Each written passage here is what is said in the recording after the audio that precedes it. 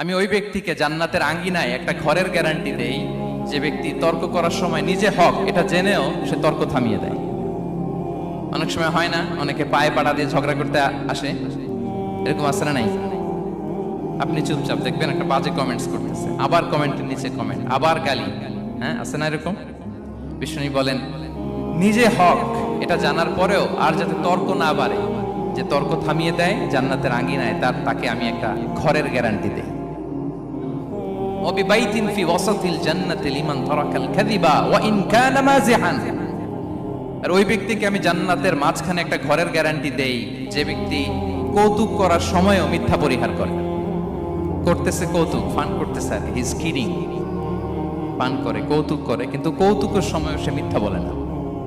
এই স্বভাব যাদের, তাদেরকে আমি জান্নাতের মাঝ বরাবর একটা ঘরের গ্যারান্টি দেই। এরপর বিষ্ণু কি বলে দেখেন, তিনি বলেন ওয়াবিবাইতিন ফি আ'লাল জান্নাতি লিমান হাসানা খুলুকাহ। আর জান্নাতের একেবারে হাইস্ট পিক অফ প্যারাডাইস, জান্নাতের সর্বোচ্চ স্তরে আমি একটা ঘর বা একটা বাসভবনের গ্যারান্টি ওই ব্যক্তিকে দেই যে তার আচরণটা সুন্দর করেছে,